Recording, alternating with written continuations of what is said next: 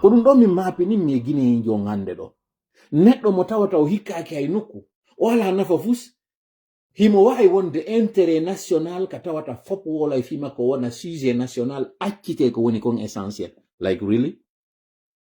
ko ni ƴettirɗo waɗɗo grand pays neɗɗo o heɓi ɗo hande 5 millions de personnes abonné makko ko ɗo mi yirta kañum kadi kala ɓen ɓe tawata ɗon andani hoore mum ɓe andetanoke ko hay e makiru ɓe natatano ɓe wala goɗɗo wattana ila e maɓɓe hande ɗo ko ɓe wonɗon ƴettude waɗon ɓe neɗɗo waɗon ɓe goɗɗum waɗon ɓe hay kukuru ko nde tuma onon ƴoƴoton ko honde tuma andoton na yo wonu ƴangal na yo wonu ɓargal ko honde tuma fameten ɗum enen ɗum ɗo simi innali on ɗum ɗo no maapini mi hay mi feni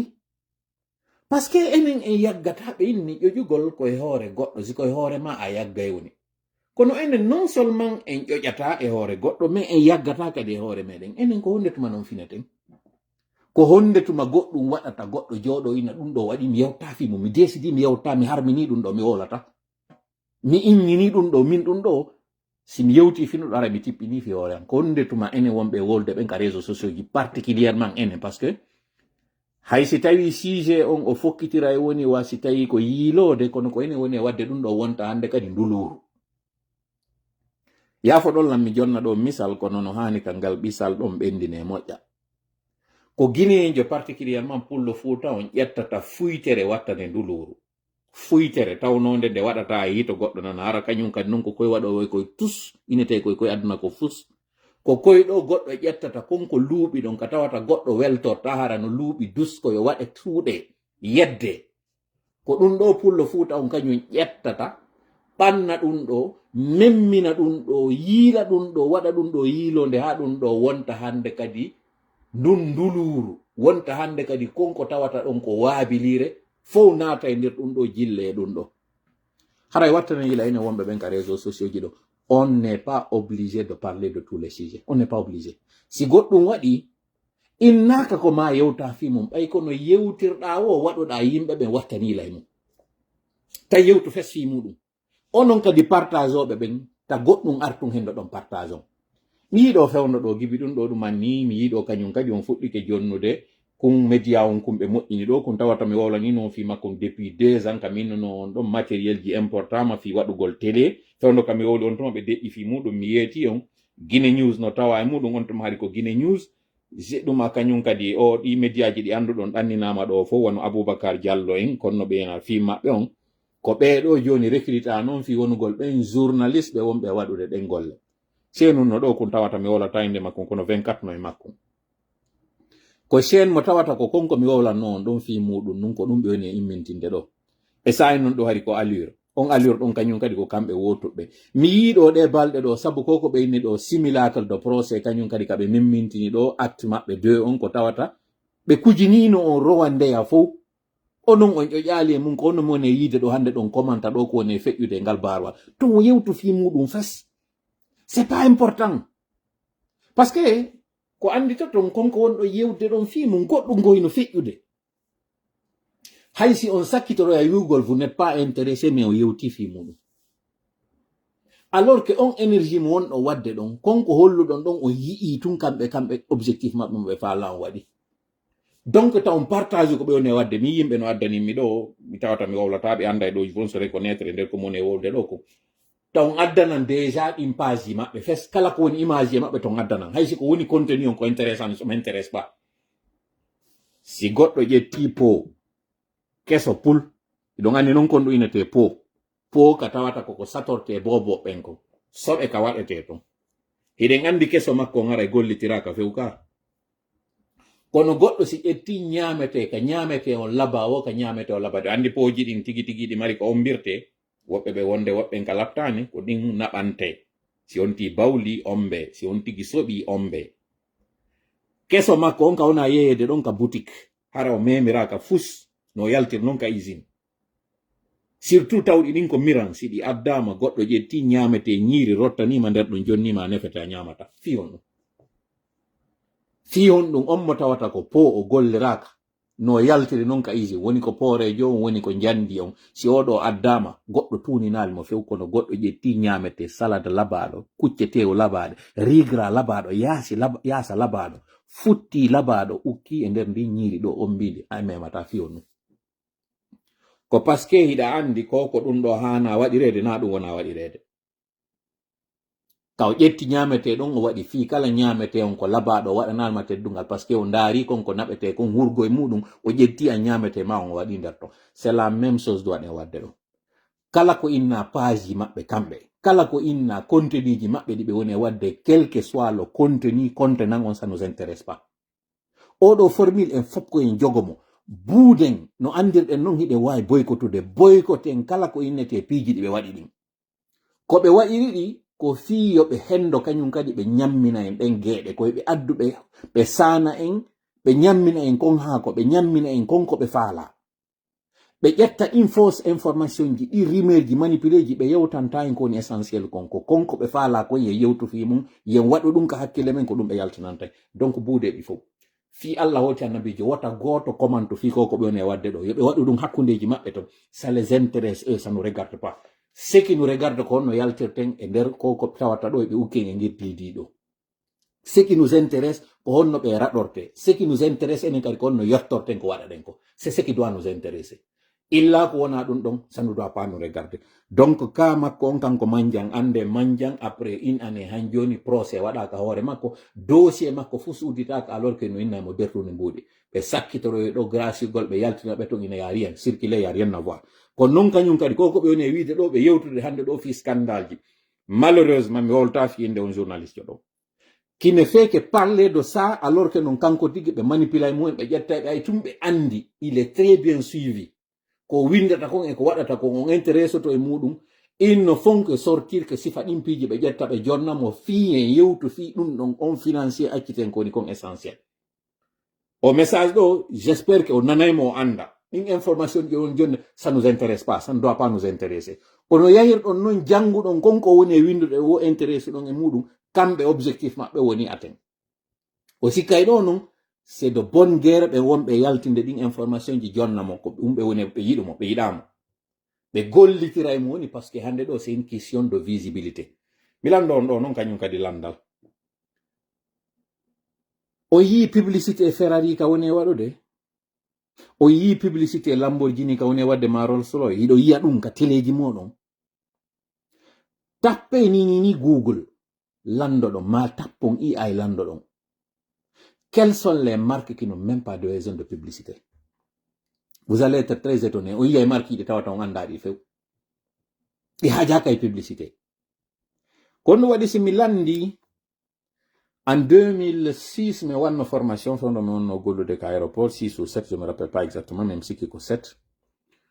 formation on non hari ko service à la clientèle ask DJ to join the live not cancel kono ɗum nanandi ɗo en fait komi falan wiwde mi ala natude guiddita wi ɗon parce que déjà live on heɓi 44 minutes ɓeɓe yiwɗon ɗo fof fewdo ɗo iwi extérieur hoti taw to yiɓe ton fi yawgol wa campagne na kamɓe CNRD woni e ndarude na kamɓe noddaɓen ɗo inna ɓe yawɓe waɗana ɓe campagne o yaw waɗana ɓe propagande wi na kamɓe ɓe woni e ndarude ɓe andi ces gens là ne font rien n'intéresse personne en tant que tel en fait ils sont pas intéressants ɓe ala intellect ɓe ala valeur fus ko innete ko ɗum ɗo woni ressource mo ɓe jogui o ça les intéresse pas mais ko homɓe intéresse ɓe ko ngol ɓoggol ngol ɓe jogii ngol tawata ngol ɗon ino saani on fof na kamɓe woni kañum mi wolta inde maɓɓe ɗo hami jonnaɓe valeur kono ɓen ɓe wonɗon hande ɗo immade wowla konga wi on tuutiti on ñaami ko tuutuno ɗon on hersata ko on ɗum ɗo e ɗum ɗo na kamɓe woni kañum mi yetini kon ndaare mboddindin hoore mayri on to ndaaru bukkol mayri on ɓen ɗon ils sont pas intéressant kono ko ɓeeɗo utilisete ɓe wona bouclier hara yahata e hoore nden parce que ɓeeɗo si yalti non seulement c'est d'une pierre deux coups ɓe woni e waɗirde ɓe go'o kala ono yawnoɓe abonni e maɓɓe ɓay tun on désabonnaki si ɓe waɗi contenu ɓe bugike kumpa ka waɗa ɓe yaltita yeeso moɗon go'o taw si ɓe yaltiti yeeso moɗon kumpa ka waɗa ɗum humpa kon no ɓe yewti boni moƴƴi on ñoƴƴay so ñoƴƴi konko ɓe wowli ɗon kon si on tawti ɓe wawi on si on tawti hali kadi fayin ɓe wawi on par ce que ko ma comment to wi on mi tawta ko wowlɗa ko kamɓe ɓe heɓi essentiel on ɓe hewti on onon kon ɗum woni kamɓe ko ɓe faandi ɗon kon heɓe moƴƴini fenade heɓe moƴƴini foronji banana ɗi ɓe faala on hewtinde ɓe wawatano on hewtirde goto onon ɗo ɓe perdayno tan ɓe ndarude on goto maɓe suutata mo tawata si ɓe jonnimo kala ko ɓe jonnimo hewtay on ono luttuɓɓen fof hande kadi ɓen ɗon wona relais on go'o ɗimmel muɗum ɓe mari message mo ɓe faala feƴƴinde à l'intention de l'opinion internationale wonɓe ɓen ka yaasi e ko ɗon noon intervenata toɓɓere meɗen nde yewteten nden fi janngo ko ɓe eɓɓi kon par ce que en naatino déjà taw en yehino ka toɓɓere tammere joni wonɗen yimɓe sikkay ɗo mi wowli tum pour parler mais mi natani en ɗo toɓɓere aɗa nden mi adani en ɗimmere nden hiɗi koye tammere nde wonɗen ɗo nden toɓɓere nde tawata senerde hino eɓɓi janngo waɗoygol carnaval on carnaval mo tawata ko motoji ko waɗi noon ɗum ɗon ko hikki yeeso e muɗum ko kanko Usu Jiga ɗon andi Usu Jiga kala ka ɓe addi mo e domaine no waywa wonɗo e juude pion ɓe ari ɓe waɗi mo ka habita par ce que ari objectif on nun hari ko jattugol suudu ko ma tawatara ko pullo woni ko hikki yeeso par ce que ko pullo andi pullo ko pullo mari accès pullo kala pullo no yiɗi mo muɗum on hay si o jamfotomo kono simo makko on hikkanike mo yeeso e goɗɗum sabu konko tawata o yimo makko on non himo wawi ombude gite makko ɗe weddito e goɗɗi go ɓe hikkinimo yeeso ɓe yehi o wondritira kanko woni on yawno ɗon geri ha suudu alaji sellu ndun do jattandu liɓa o gayni mission makko on kono hay mission go kan no wodu no hanaɗo waɗede sengo ka information sengo ka télécommunication ɓe ƴettimo ɓe yittimo ɗon ɓa mission on ɗo woni accompli ɓe naɓoymo kañum kadi ka télécommunication ɗon kañum kadi hari ko ɗanningo radio ji ɗin ko argol contrôle à internet on o yimmi o yehi ɗon kañum kadi o yehi ɓe waɗi contrôle internet on ɓe waɗi restriction lebbi woni ɗo tawi goɗɗo tawi si communauté ko ma yahaka fibre optique goɗɗo yaltali woli fimo o yalti o wowli ɗo faala ɗin ɓe yimmi ɓe ɗannini radio ji ɓe jattiti licence ji goɗɗo wowlali o gayni on mission makko ɗon nde ɓe gayni tawde ɓe gayni ɓujude yafoɗon lan expression kala ko inete pression ɓe hikkirimo yeeso kañum kadi négociidugol e ɓeeɗo waɗaka gertogal ngal ɗo rusugol ngal on ƴetta kañum kadi gabbe ɗen jonni ko ɗo kañum kadi ɓay tumo andunoɓe journaliste ɓe ɗo mo kala e faiblesse muɗum mo andi mo kala wonnoɗo e gollude de parti politique ji ɗin ɓe gollitirimo ɓe ari ɓe ɗanninimo kala e maɓɓe ɓe andi mbuuɗi ka ɓen heɓayno ɓe gollitirimo kañum kadi noddugol mo kala e maɓɓe ina fewndo ka synergie changement constitution o patron ma hayndinotel kanko noon min famotiri min andinimo ɗi mbuuɗi ɗo so falaka natoyde kaso o aray o accompagne men ko ɗum waɗi fewndo innono ɗon ɗo wadde grève fewndo ka wonno ɗo wiide ɗo wadde solidarité hakkude mo patron ɓe moɗon ɓen arano onon kadi ko onon woni wonde les suivants onon kadi min andano on noddayno kaari men ha sommo onon kadi on sikka min andano on jaɓayno mbuuɗi juuɗe kaari onon kadi on sikka min andano on hendiri onon tigi mbuuɗi fi o synergie mo wanno ɗon on sikka min andano ɗum ɗo e ɗum ɗo e ɗum ɗo ko ni ɓe hendiɗo ɓe ɓujiri ɓeɗo fo hande kadi tawi ko maɓe iwtira ɓawo maɓɓe watti ɗon noon fewndo kaɓe fuɗɗano fermanede ɗi radio ji ɗo kombo moɗo waɗani ɓe manifestation en tant que tel kombo wallitinoɓe donc hande ɗo ko wawɗo wiwde fi presse on wota goto sivuɓe ɓe suɓike ɓe yeehi ɓe wakkilike defandugol intérêt ji maɓɓe ni c'est à dire sowugol hoore maɓɓe kamɓe hara ɓe heɓali ko Habib Marwan heɓi kon hara ɓe heɓali ka woɓɓe maɓɓe heɓi ɗo tawa ko ma exilé ɓe suɓi fiyo deƴƴu yewgol ngol fanka e hoore gonga on wona ɓe wonaɓe waɗede relais gollitire se yani e maɓɓe ɓe wona double victime ɓe wona victime e meɗen enen ɓe wonno défendude hankin bon gré mal gré de sincérité ou contre sincérité pour intérêt ou pas intérêt c'est pas ce qui est important mais à un moment donné ɗo ɓe waɗi rôle mo habborno ɗon ɓe on se yani noon e maɓɓe hande ɗo ɓe yananoma e maɓɓe taw sengo ɓe wonɓe e dolude en non hankin ɓeɓe wonno dartade ɓen doloyɓe ɓe yi enen en dartanaki ɓe finalement ɓe ni heyi konno mi waranta hoore an konno mi jalbinanta hoore an fi bumɓe donc faami on schéma ɗo moƴƴa andon o presse hande ɗo na kamɓe woni boddi ndin na kamɓe woni ɗo ɓe hanuɗe watta ndeyla e muɗum ko hanuɗe watta ndeyla e muɗum ko ɓe wonɓe manipulde ɓe ɗo tawoɓe finalité on ko enen wonoya manipulede ko enen huula woni ɓe adora e ɓeɗo taw ha ɓeɗo no ɓe gayniri ɓeɗo enen kadi ko ɗon enen kadi hikkoyta ɗon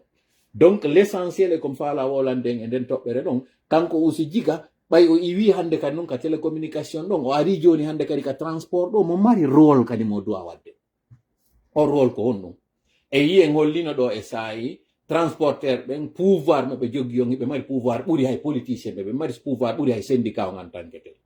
par ce que otoje ɗen si garama ɗo wiyoɗen ala ko ƴetteteɗo en ala réseau fluvial en ala réseau maɗɗuma honno ferroviaire fus ala en ala réseau aérien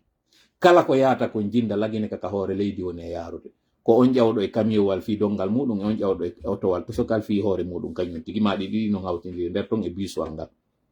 ɓe ƴetti ɓe addimo noon ka transport fi honɗum fiiɓe soferɓe ɗo yo waaw colonise ɓe yo waaw maîtrise ɓe waawa infiltrude kala ko innete syndicat o justement noon toɓɓere nden fii janngo ko o ɗo noddi kala ko innete ligne transporteur motoji ɗin ko naakiri ɓe yewtidi e maɓɓe fii on carnaval mo ɓe woni e waɗude mo waawa wadde janngo mo waawa waɗoyde e nder yontere nden kono ko honɗum woni bitto on ko ƴettugol rowanmo kala e maɓɓe ligne kala chef de ligne syndicat taxi motoji ɗin hino tawa e muɗum kañum kadi fii ɗuytanoygol ɓe noon waɗanoyaɓe faveur ji fii ko innaɗo permis 800 000 ɓe waɗi démarche ji ɗin ɓe addanimo lettre de doléance on wiwgol ngol no satti o inni gasi ɓe jaɓanayi on kono kom jaɓanta on konko e hoore condition on accompagnay goy kañum kadi GMD on onon kadi on accompagnay se ɗuma on goy CNRD on accompagnay o campagne ɗo kono noon accompagnirton mo mi waɗanayi on plein réservoir ñalande kaarijo on fop min jonna on t-shirt ji yalton mo kala e nder quartier muɗum on waɗon carnaval jinnon hara ɗon ɓorni ɗum image ji ɗi yaltina onon ɗo fof kañum kadi on tawti koko no mi woni wolande o information ɗo chef de ligne ɓe syndicat no woni complice e ɗum ɗo mi ala jonnude ɗo hannde yimɓe ɗe mi ala kadi wodde ligne ji ɗin kono o yewtidi e maɓɓe o yiwa e ɗin image ji ɗo no circuloya tawɓe ɓen ko donan ɓe promiti ɓe honɗum noon wondema ɓe ɗuytoya e o 800 000 ɗo par permis par an ɓe waɗoya hannde kadi wo 300 000 ou 400 000 pour 2 ans hannde kadi hara enfin yeggitide nombre de temps ko innano comme en tout cas ɗo ɓe ɗuytay ɓe waɗoya soit moitié au moins que la moitié ko ɗum ɗon ɓe foti ɓe mi andina on noon ko fenade ñabbade ɓe wawoyta waɗoyde par ce que caisse ji ɗin ko ɗi complètement vide o yiiɗo noon mi waɗa clin d'œil information mo tawata e simi gaynalmo vérifiude taw ka RFI publiani on ɗo wondema déjà simandu mo ɓe woni e mantorde ɗo mo tawata mi wolanino on ɗum lebbi mi inni simandu c'était pas pour rien ɓe wonno e wiwde ko signature irréversible iɓe andi ko ɓe woni e mum ya même pas 2 semaines miɗo yetade on ɗo porto ɓen ko ɓe falno heɓude kon ɓe hendike hande kadi lanni ko lutti kon yoɓe waɗu ko faala mais si ɗon anditi ya ennan mi innuno on projet simandu on na projet tawɗo ko côté local on ɗum mo mari kañum kadi ko innete kon force majeure ji tawɗi ɗum non c'est sur le plan international min sur le plan international si goɗɗum yaltidi ka tawata innama ko ɗum ɗon woni priorité on ɓe wawi arrêtude fi o projet ɗo ɓe darniramo wa fus waɗano ɓe yaɓe concentre e goɗɗi go ɗum ɗon hino tawa e rubrique cas de force majeure on guine sino faala ƴawa e jippo ɓe naɓay ɓe si ɓe faala e tribunal mo ɓe faala ɓe wawata yaade ɓe heɓoya gonga par ce que contrat kala ray no winda nder ton sauf cas de force majeure on non cas de force majeure no tawa e muɗum calamité no tawa e muɗum piiji ɗi tawata ça sort du domaine fi wono simple de leur contrôle ko tawata ɓe contrôla konko tawata ko phénomène externe ko innete konko wonna e mudi terme ɓe innatamo le terme juridique mais c'est pas ça le plus important ɗum ɗon mi vérifial ɗum andi ton noon ko momore maɓɓe nden non ko ɗum ɗo woni nagge maɓɓe ngeɓe habbori ngen fi heɓugol jaañi heɓa kosan heɓa ɓira heɓa kala ko heɓete kon heɓa tew ko ngeɗo woni wote ngen ɗum ɗo fuu ko du'aji men enen ɗi wonɗe wadde ɗin jon noon ko wona wiyeede ɗo 20 milliards ko ɗum ɗo wona wiyeede ɗo 2040 ko ɗum ɗo wona wiyeede lagine ko ɗum ɗo hoore ɗum ɗo noon fokkiti tun tawa siwde siwa fuɗɗike heɓude nde lajjande ɗo ɓenna e pulal mo okkete tuuba mo wi okkete tuuba ndaaru mba wattima woɓɓe inni waafe welowo on fatay tun uura jon noon hay siwde siwa fokkitaka taw ɗum ɗo waɗi onon ɓe motarɓe ɗo ɗi ligne ɗo transporteur que ça soit ko gros porteur petit porteur transport en commun kala ko ɗum manni ande kala ko ɓe fodi on ko fenande koye mon ɓe hamata ɗiɗi yiwɗon ɗo fop hino dépensede fewno ɗo koye mon ittoyte par ce que mbuuɗi lanni seede no mbuuɗi lanni mi jentintina on ɗo kam mi wowlunoɗe e balɗe ɗo ka tawata woɓɓe sikki ko haala cakane ma sikki aray ko ngayngu ɗum ɗo ko wonɓe waɗude campagne on par ce que ko fi capital mi ɓuri andude mi waɗana on ɗo jentitono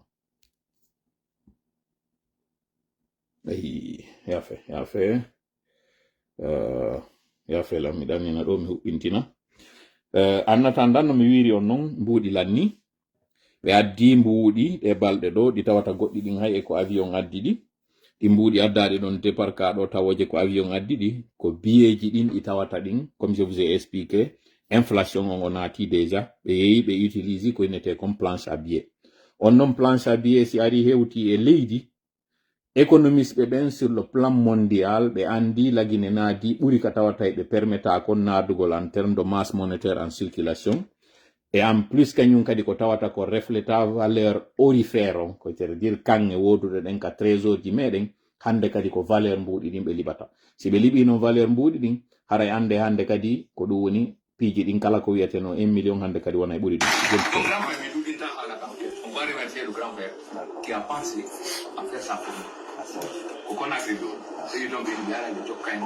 komi faala yon ƴentito yo audio ɗo sakitemo moƴƴa par ce que ndem ɗo yeeto on sikkay koye sama kala mi woni ɗum ɗo ko capita on mi ƴetti komi woni ƴettirde capita on mi ƴettali ka mamum on mi ƴettali ka labe on taho mi ala ƴettude fimaji vous allez comprendre à la fin de ce live la fi on ɗum mi ƴetti capita on ko parce que jango min jonnay on consigne ji ɗi waɗa ton ko billahi alladi nafsi biyadihi wallahi tallahi senerde jiccike billahi wallahi tallahi économie meɗen on o yani billahi wallahi tallahi si koko fokkiti simanduɗo laatike billahi en yahay banqueroute wallahi koko wonɗon e yiide ɗo kañum kadi no dépensé billahi wallahi tallahi fi kala ha nakal huɗede ko moni huɗorde ko fiyo ƴettu soɓe koko wonɗon e yiide no ƴawre jolde ɗo ko financement local ko financement privé ko njulaɓe opérateur économique ɓe diasporaɓe eɓe anduɗon ɓen kamɓe tigi innaɓe ko mowanɓe ɗo ko ɓeɗo ɓiɗi mbuuɗi muɗum ɗin utilisé e nder non o audio ɗo ko piiji tati mi faala o yaltintinande e majji mi wolani non ndeñande min ni Bawuri waɗiraka directeur de campagne parce que Bawuri no yiɗa o waɗiraka ɗum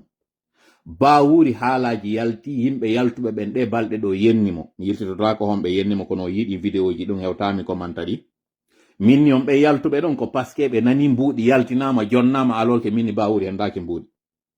Bawuri d'ailleurs koye hoore ɓiɗande jande woni e yaltude waɗa ɗo woɓɓe noon ara ɗo joni inna ko defandugol mo parce que ko siɗɗo an komo pita min e Bawuri namen siɓɓe hande na janggo na mi ala siɗɗo min kala natuɗo eno gollidude bonɗo namen siɓɓe o non audio mo mi woni on e waɗande ɗo heɗito ɗon siɓɓe an no tawa e makko o audio mo woni e wadde ɗo heɗito ɗon siɓɓe an non kañum kadi hiɓɓuɓe goy na de wiwgol ko siɓɓa saɓɓa siɓɓe an ɓe nguri an tigi no e nder o audio ɗo même si ɓe intervenata e nder oɗo addanɗo lan kañum kadi ko wonɗo e ƴawrudude joldidude maɓɓe waɗi fof addaninmi ɗo mi ala on heɗintinde ɗiɓe woni e wolde goto on fi affaire laawi ɗum ɗon par ce que vidéo on o juuta e pendant que déjà live on o heeɓi 58 minutes ɗo no mi wiiri on noon ko piiji tati mi woni on e yaltintinande ɗo seede ko mi wi kon mbuuɗi jonnaka fi o campagne ɗo kono ɓay tum Bawuri ko pullo kaɓe ɓuri hittinde fi muɗum on ko sengo Fuuta on ton o hikkaniɓe yeeso o noddi kala mo andi e nder préfecture makko kala e ter préfecture kala e nokkure nde kala ka wiyete o inni wota en geru hersen wakkiloɗen haysiɗen aña enen kadi koko halfina ɗen ɗo hara ɗum ɗo yeebaki hara ɗum ɗo porɗali ɓaysi porɗi hara en hersi yeeso ayɓe meɗen ko hala ka woli komi woni reportude ɗo o inni en wikkama kaɓe meɗen ɓe wikkike en ɓeɗo ƴetti en ɓanniti waɗa ni en teddugal ngal tawata en heɓali si hay ɓeɗo boni e meɗen hande si en yiltitike e maɓɓe en bonike e maɓɓe ko ɓe wiyata ko en dugula haray kadi e woni sago ɓen ɓe tawata kamɓe ɓe waɗanalen ko falɗen kon ɓe wi'i ko ɗo e kadi yaltitoyten tawi jonni to ɓe gonga ko haala ka woli kanka tawata kan ɗon simi waɗi on audio ɗo andete ko homɓe walla jonnude information goɗɗo noon inna ɗo joni kono hiɗa faya ñiiri maɗi kono a fayata haala maɗa kam ka haala ɗo na goto o wolani ka na kadi yeeso woto kadi o woli oɗo ɓe wata andude fes wonɗo la jonde ɗi information ji ɗo je le mets au défi wonɗo la jonde ɗi information ɓe wata andude si y a une chose mo tawata on miɗo wawi arde ɗo mi towna mbalɓe an ɗen e hoore noon modestie ko moni e wowlirde naafi wiwgol ngol wondema y a pas plus homme que moi ala na ɗum woni wiide c'est parce que ça fait 5 ans machallah alhamdulillah miɗo arde jonna on ɗo information mi heɓali goto yaltoɗo ɗo démontré ɗo le contraire de ce que je dis yaltoɗo contredisine yaltoɗo contredisio e le dit sans objectivité komi woni e wolde kon fop information ji ɓeni jonde ɗum o yiyoye si waɗali vérifié si preuve muɗum alhamdulillah rabbil alamin e yaltali e nder ɗen balɗe ɗo yalta e nder ɗen jonte ɗon si yaltali yalto e ɗi lebbi ɗon si yaltali wona e duuɓi ko naro e kam yi on ɗon ɗo kadi koko moni on e wolande ɗo kon koko o yeeti kon wonɓe immade ɓen daranomo hande ɗo sen immaki dari ɓen ɗo hara e woni sago gaño sabu ɓe tawata en abandonino hankin ɓe tawata en wi koye gonga meɗen iwɗen juuɗe maɓɓe ɓeɗo kañum tambiti en fittani en gonɗi si en yiltitike ɗo tun en andini sonjamo marɗen on jikke ɗe jikka ɗon ɗen en waɗali ɗe tun hande kadi hara en woni sago jaloɓe ɓe jala en hande kadi noon haray naɗa hinaɗa donc annemo c'est le syndicat des frustrés ko ɓe woni ɗo ni hande ɓe tawata ɓen hinaɗa ko kamɓe ko ɗum ɗon mi faalano yaltintinande go'o tawo konko mi wi on kon o jonnaka mbuuɗi on nanay ɗum ka nder audio ɗo go'o ɗimmel muɗum ko mi faala on yaltintinande ɗo ko mi wi on kon ko homɓe nun joni aw ɓay jonnaka mbuuɗi kono mbuuɗi no circulide ko honto ɗin mbuuɗi woni e iwde ko homɓe woni wonɓe e wadde ɗin financement ji e nder o audio ɗo on jentitoto ɗo goɗɗo fonctionnaire jo wonɗo Conakry ka ari ɗon taw jonni ɓe taw lokoji makko ɗin nokkure nde o joginde mo mari centre hôtelier pita ɗon kaw addi o werni ɓe ɗon tawi tellement ke mbuuɗi ala ko kanko o itti en nature o jonnuɓe nokkure makko nden o inni are wonon ɗo fotte ɗo waɗon ɗo réunion ji moɗon ɗin ɗo waɗon ɗo golle mo annenmo ɗo yo wonu quartier général moɗon o contribution mo waɗi on ko haysi wowletake ɗo fi muɗum jentito ɗon nanon ɗum ɗon 2 troisième man nanon non kadi ko tawata hay e hoore ɗum ɗon ko adda kon ko ɓe woni e yaltinande on ɗo image ji ɓe inna réussite waɗi kamɓe tigi ɗo ɓe wowla e nder ɗum ɗo ko honto ɓuri mobilisede ko honto woni audio ngo yo juuta ko 4 minutes mi woni on e wadde ɗo hentito ɗon kono e nder ɗin 4 minutes ji ɗo ɗi piiji tati non ɗi mi woni e wolde ɗo ɗi yaltitay e ɗo ce n'est qu'un début mi waɗani on ɗo j'ai plein d'audio au moment venu ko doydo andi mi yeti ko mi hawja ko mari ko mi hawjanta wo ko yawgol juulgol ɗum ɗon non miɗo tori Allah e taw ɗum ɗo mi yaccanto fi mum ɗo ɗo hawji yewtugol ton kono ko lutti ko mi hawja ñamugol mi hawja waɗugol fus ya rien dans ma vie ko tawatam ɗo haljin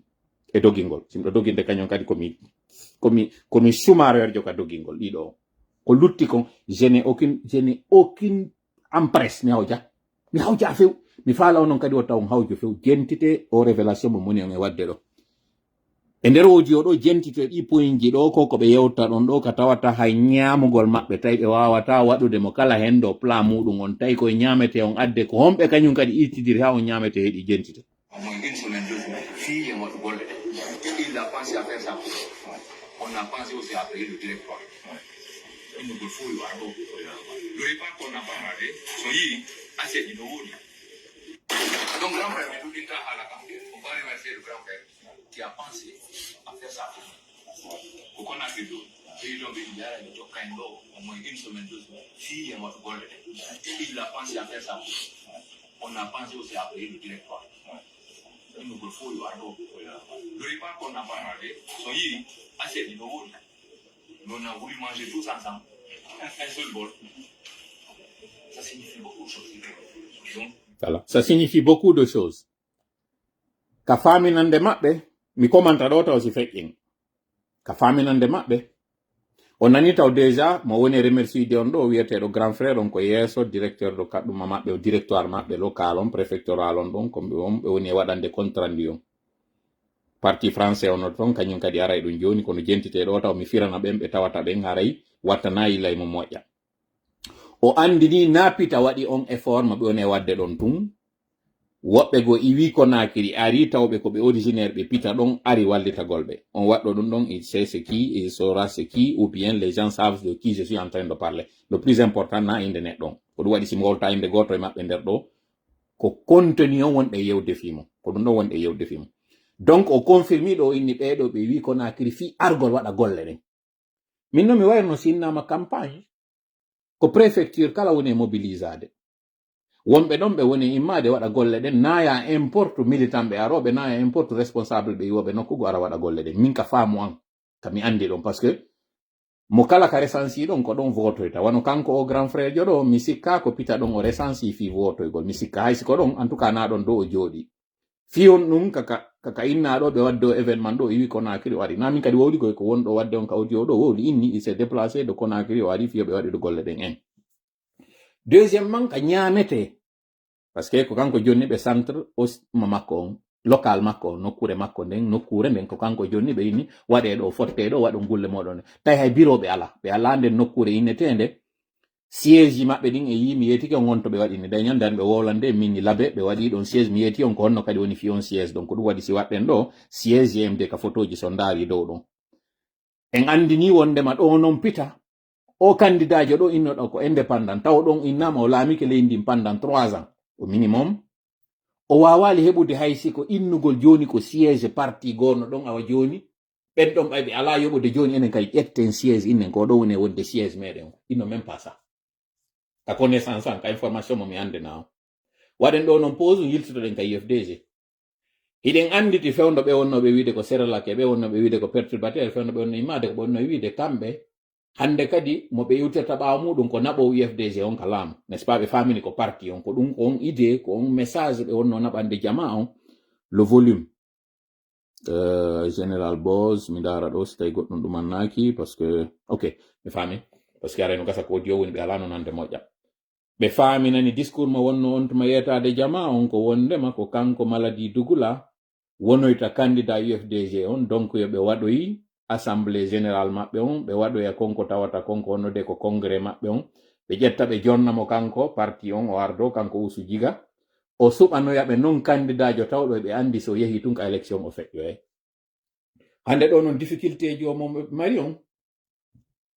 fodanoɓe kadi RPG go ko ɗum wiyanno wondema RPG arta ka laamu parti on en tant que tel ɓe waɗay ha parti on arta ka laamu ɓe wi'i ko kanko wonoyta candidat RPG on ɗon kañum kadi ɓe mobilisé inde RPG on cadre ɓe ɓen fof immi jokki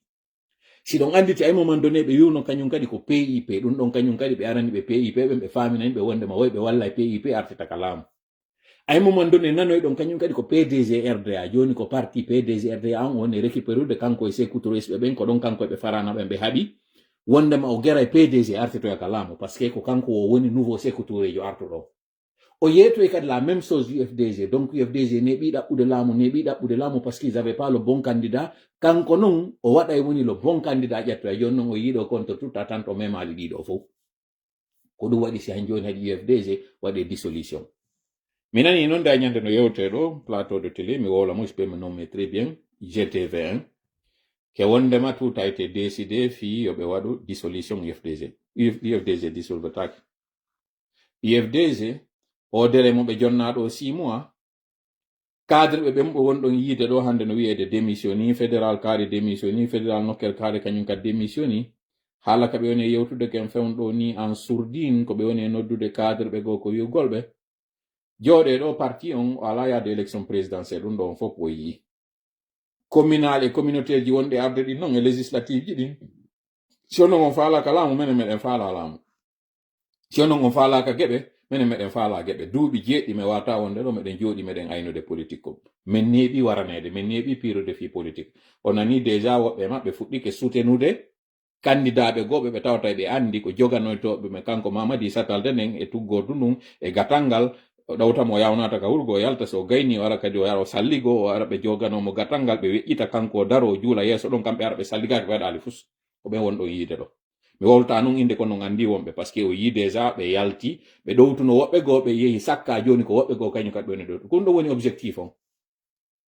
ko ay moment donné yoɓe waɗo e décision interne ɓe inna bon Alaji Sellu ala artude na hay candidat na o électeur joni ɓe décidi yoɓe yaw on congrès par ce que ko inna de se mettre à jour kanko Usu Jiga o présente o non on tuma o inna bon joni ko kanko woni candidat jo parti on kombo wawi oppose yaade hay goto oppose tako par ce que hari aran nun ka wonano forcirede harno tañinano Alaji Sellu wawa wonoyde candidat joni noon ɓe holli ɓe ɗannini fi Alaji Sellu par ce que goɗɗo ka tawi o wonali hay électeur o wata wonde éligible ɓe yi kañum kadi défection ji fuɗɗike wadde ɓe yi ɓe yiltama par ce que on tuma ka objectif maɓɓe janvier haray ko innoyete bon ko woni wo joni feƴƴi joni oɗo jooɗike joni composons avec lui allons avec lui hande kadi noon ko wiyoyte fii ka feƴƴata wota feƴƴinoren enen kadi jaɓen geɓal ngal nangen train o jawen e makko yahin ko on tuma noon ɓe waɗoyta on congrès mo tawata Alaji Sellu na candidat e makko kanko Usu Jiga o waɗoyay o inna ɗum ɗo ko fii sauvugol parti on hara koko yangiɗen ɗo fof o luttirali nini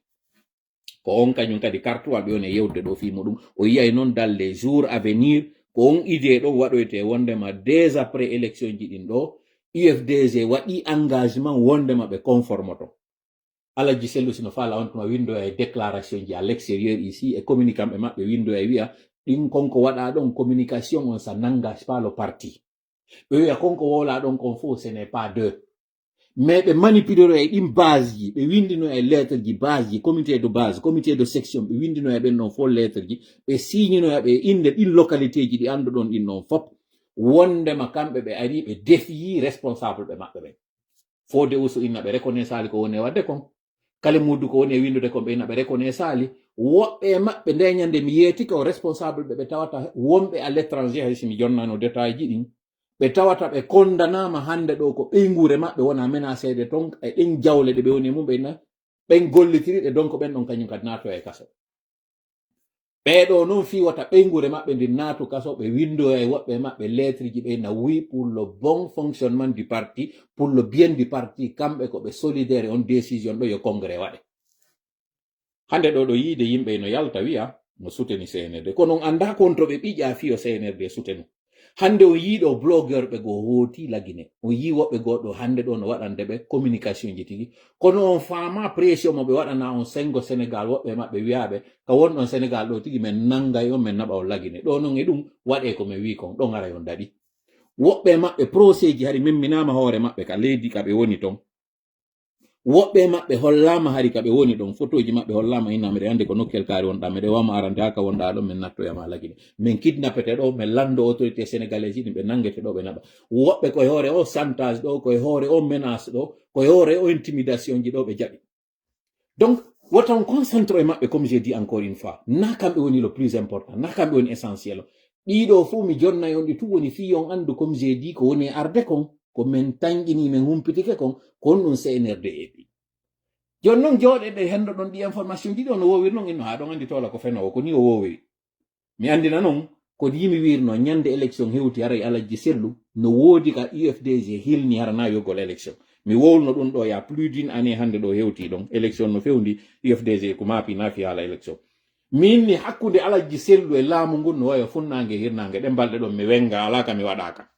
communi kamɓe fof acciti golle muɗum hande kadi tawi ko tola wona yewtede fimo mi wowlira ɗo fi ñammintingol ɓen komi woni e wowlirde ko fi ɗiɗi mi wowli ni hande ɗo mi waɗa date on 20 décembre 2025 toola jooɗike hande ɗo wowlani on ɗum ɗo fewtiti UFDG yetike on ko ɗum ɗo happi on ɗum ɗo ko fiyo ɓe ñoro déjà ɓe anda hiɓe hulani bobo mo tawata wara woni o sorte juuɗe maɓɓe few o yaha si andi no goɗɗo ko ɗo woni to nango tampingol hoore ma commune kamɓe on ɓe yaltuɗo no non c'est l'ancienne mesure qui a été reconduite et puis c'est quoi et puis then what mbewa mban no haɓɓa e ɓoggol ngol no haɓɓa e mbewa mban sosoɓe ni abirin siratore fo e mum ala mbewa mban mba ala hettade mba ala yaade mba waɗa ko mba faala ko ancienne mesure ko nouvelle mesure ko wona woni wo goɗɗo no jooɗi hoore ma illégalement no wiidema ko ɗum ɗo waɗata décision makko on ko ɗum ɗo ko waɗɗa o ko waɗɗa si amani giɗo maɗa e feto e loppim a wiccima loppe donc are tawto min e ngo cippiro ɗo andon kono ñorirano ɗen ɓeeɗo o woni kañum iwon e gimi e gami iwon e haala fenade iwon e haala merente ko ɗum mi falama yetade kumpo e mum ɗo itte noon posum kon arte noon e komonin e yetade ɗo fi o audio ɗo momi faala yon jentito ɗo yiyon noon komi inni mbuuɗi ala ɓe jiccika leydi par ce que kaka jiccika ka leydi mi waɗi o komi huuɗi ɗo kon fop andingol on ko mone wolde kon si en immike ɗo ni ko gaynuɓe sur le plan national et sur le plan international ga ñande mi wolino ɗum kono nde miɗo ara wowla ɗo mi yeetike on information ji gonɗi miɗo jonna ɗi wonde are goɗɗum ɗo inano moma on yo taltaw ta yaltinɗi fewn ɗo par ce que sa yaltiniɗi fewn ɗo goɗɗum waɗay andoto fewndo ɗo ko seeɗa ɓe andi fi muɗum c'est petit à petit mi yaltinanta en information ji ɗi mi yeetinoke on dañande fellite il s'agit de faire un choix entre Doumbouya et intérêt national o ɓen gonaɓe wiyede suɓine ɗo ɓe yeetike en ko ɓe habbi ko enen si en memminike ɗo ni kamɓe wonɓe ɓen ka nder garnison ji nder toon ɓe jonnanoma consigne remplace o mo on suɓanoma so yi o ala jaɓude yaltude ɗo ni ay waɗugol campagne so ari o hewti o ala tippade ka otowal himo andi ko yeyata ko mo andi ko ɓen noon tigi wonɓe moye hulɓinde yeetomo information ji goo ko ɓeɗo ti kañum kadi woni préparde ko ittatamo ko o daɗata dañande mi woli e français miɗo andi kon ɗo mi wolire français ene on wattani yila ɓe innuɓe ɗo fof no wadde campagne comme mo yiwɗon yaltiɗo attaque mo parmi les opposants parce que si innama no yahede pour une question de logique ɗum ɗo c'est juste idée ari ɗo joni ka hoore an ɗo wonɓe wolde par ce que han joni ɗo reeni yimɓe hino wowla noyda Yero Balde han joni c'est dire j'ai rien contre Yero Balde mais j'ai quelque chose contre la manipulation ndañande GTVN landinomo question mo jabaki kanko kadi o landi ɓe on ne répond pas une question par une autre question ɓe inni fewndo ka 2019 2020 ka innono changement de constitution a démissionni parce que a faala ka ɗowtude goɗɗo fi 3e mandat mo tawata ko illégal. joni noon hande ɗo ɗa fokkiti yaadugol e goɗɗo mo tawata kanko nayi innegol goldi ko premier ko deuxiéme ko 3e mandat ko tawɗon kanko tigi do fait ko illégal kanko tigi parce que ko arɗo en tant que putschiste ko wiɓe landa jabawol makko ngol ɗo yo wi'u wondema hi ko non woniri o yantuma mi salino goɗɗum ko tawata hande ɗom ɗo jaɓuɗem ɗo jaɓirde noon ɓuri tunirde noon ko wi'ugol ɓe joni a waɗi ɗo fof non waɗi ko landinoɗen ko yaw élection joni ɗin élection ji waɗi communauté international ko ɗum ɗo fof habbino joni yahe mum ok ɗum ɗo mi fewtamo kanko koto Yero Balde lagine guinéenɓe ɓen ko ndetuma de ɓe landino élection ɓayo inni koko guinéenɓe ɓe landino kon fof ko ɗum waɗa ɗo donc haray en quelque sorte ko wi'ugol ko tori ɗon kon ɗo ko ɗum wiya ɗo e waɗe ko ɗum ɗon joni haren men faala ko ndetuma de wiwnoɗen de ko jelude proposano wiyano transition on yo waɗu ko entre 6 mois a ennan e demi en tout cas parti politique yiɗi gara na manipulaɓe innanoɓen ɗo kamɓe ɓe faala 5 ans pour Mamadi Doumbouya kontuma noon ɗum ɗon ɗoytidira ɗon ha wiya hande kadi 2 ans on 2 ans ɗon élection ji ɗin ko ndetuma de ɗe duwanno wadde koto Yero Balde ɗum ɗo mi landike on onon koto landike on parce que on waɗi parcours moɗon on vous êtes vraiment un combattant ɗum ɗon goɗɗo wata yeddude hay image ji ɗi mo daari ñande 28 septembre ko non immino ari o compte du RPG hari ko non wonno ton fop no reeni wondema vous êtes vraiment allé au four et au moulin fop no andi ɗum ɗon goɗɗo wata on yeddande ɗum goɗɗo wata on sortande kadi on tuma fewndo démission ɗon hari ko goɗɗo susatano waɗugol on tuma waɗɗon wakkile ɗon dartagol baabe moɗon politique on wakkile ɗon dartagol mo kanko padre on tuma ɗum ɗon on c'est vraiment une très bonne constance ɗum ɗon hiɗo weltana kono on élection mo jama on landino est ce que ko on élection wonɗo yaade hande ɗo par ce que jama on ko innuno ko 2 ans est ce que o ko wona wiyede ɗo hande ko élection duwanoɗo wadde décembre 2024 fi on ɗum hande ɗo après expiration ɗo ko hande ɗo wonɗon yaade ɗum ɗon en deuxièmement guinéɓe ɓen ko landino élection ko ɓeynuno ko élection libre transparente et crédible est ce que ko ɗum ɗo ono wonɗo yaade mum landa landima ngal par ce que journaliste o en no gasa ɓe ɓano feere landagol mo ɗum ɗon troisièmement ko mari landagol ɗo hiɗon fokkiti yawgol élection ji ɗo onon koto Yero Balde contre goɗɗo mo tawata innama ko on ɗo wonɗo e yaade dartagol kono woni on punchline mo waɗɗon ɗo discours mo yaltuɗon ɗo dénonce ɗo wiwɗon Mamadi ko putschiste Mamadi ko warɗo ari ka laamu Mamadi hanaka hoolede Mamadi hanaka jonnede jikke par ce que o immike o wondiri o waɗali kombo moɗon onon candidat ɓe jeetatoɓe ɓen fof yaltuɗo susugol atakugol kanko par ce que kon opposant hande ɗo ko ɗon considérete kono woni opposition makko même si goɗɗo ara inna en tant que hono transition opposition ala mouvance ala d'accord opposition ala mouvance ala mais kala ka inna plan local ino wernede ko wona wiyede ko autorité locale on c'est à dire ko préfet on woni wernude délégation kanko woni noddidude jama on wiya are meɗen mari komin yetto yimɓe ɓen iwa ka juulirde immo ara tawaɓe yewtida e maɓɓe seede noon ko moni e wolde ɗo kon mi waɗa ɗo sortie de piste mi heɗintina on ɗo fewndo ɓe imminoɓe yehi telimile ko on ɗum yewta ton e ko homɓe kañum kadi wonno yewtude e inde telimile ina min inventé ko moni e wolde ɗo ko mi faala yon jentito tun onon tigi nana non hoore moɗon pulal makko on fayin goto wonnoɗo e wowlude on nun ɗo e saay fi affaire ate ɗen nun e fewndo wonno kañum kadi ɓeynunoɓe waɗi immersion konko ɓe wonno e wowlude ɗon fi muɗum ka honno ka wonno wiide nun ɓe yehi fi affaire laawi ɗin ɓeyna ngol laawol ɗo ko si tawi on faala heɓude ɗum ɗo ko ngol laawol ɗo ko yon immo wakkilo ɗon e maggol moƴƴa si tawi on son yahali winditoy ɗon laptaneji heɓotako ɗo laawi heɓotako ɗo ko ɗin piiji hari on tuma ɓe wonno e wowlude fi trompugol jama on jentitoɗen mo ɗo no mi sikki o yi woy ɓe yi ok o wonɗo ɓawo mo yenande wonde ɓawɗa oɗo oɗo e oɗo jeɗɗi awa ko nayi o woni e wiide ɗo oɗo e oɗo o wata andude wiwgol ngeeɗo e ngeeɗo kanko kadi al ko wonno wiide fewndo ɓe yaltunoɓe wadde o immersion maɓɓe noon fi affaire koko inetenoɗo ko référendum on fi recensement jiɗi on tuma taw ko wonno e wiide ko Mamadi darniɗate wiwgol o seekiɗate ko wonno e wiide wo senerde darniɗate senerde darni cuuɗi darni ɗuma kono ɗon kañum kadi woni e wiide hande ɗo nayi ɗin oɗo e oɗo e oɗo mais tawi perdu filon ɗum ɗo ko kanko ari o nondin autorité tawi ɓe telimile ɓen nodditi almami ɓe telimile ɓen inni ɓe yewtu koto Mouktara Lopi waɗi yewtere labande par rapport e ɗum ɗon on innugol ngol wondema e inde amen menen ɓe telimile ɓen ko pita kañum kadi c'est la même chose woni e wowlude dalaba kañum kadi no woodi woɓɓe wonɓe e wolde sifa muɗum haysina inde ɗuman kono fo ino wiide hannde ɗo ko 100% kamɓe ɓe ala anditude koko ɓe woni e wolde ɗo kon haysi kamɓe ka ɓerɗe maɓɓe ɓe innoye ɓe suuɗitoy to ɓe yaaɓe votoya goɗɗum ngo malayika windi ɓe wi'i ɓe tawti jama on par ce que malayika rena ko woni kon ka ɓernde ko Allah reni ko woni kon ka ɓernde malayika windiɓe ɗo ɓe immike ɓe inni wondema ɓe ƴettanimo ahadi wondema o feƴƴay telimile ɗon ɗum ɗo fof ko on ɗum mi woni e wowlirde ko yiltatagol e makko kanko Yero Balde andinamo ko kamɓe woni ka opposition ko ɓeɗo woni ka mouvance kono ko hombo e maɓɓe inan ɗum hino immo tukka mo kanko Mamadi tigi yewtere innamo ko a fenowo innamo ko a janfotoɗo yimɓe ma wujji an tigi a wujji votanelam min si mi ari ka laamu ɓeɗo fo mi nangay ɓe ɗum ɗo o détournement ji waɗi ɗo fo acce an frère Yero Balde a waɗi ɗum par ce que hiɗa yaade élection mo tawata les Guinéens l'ont demandé de tous leurs vœux est ce que a waɗi ɗum ko hombo e mon kadi waɗi na ɗum an tungoy kono ko ammi landi par ce que hankin a waɗino ko tawata yimɓe ɓe yiɗi ko tawata ko ɗum ɗon woni ko feppodiri e principe ji maɗa ɗin hande ɗo no ɗum ɗo fo a waɗi ɗum e nder diidere ndiyan a waɗi ɗum ɗo e nder ñoogi a bugike hiɗa harde ɗo noon joni lando min wondema min ɗowte konko tawata hiɗa andani hoore maɗa yaade kono a feƴƴoyta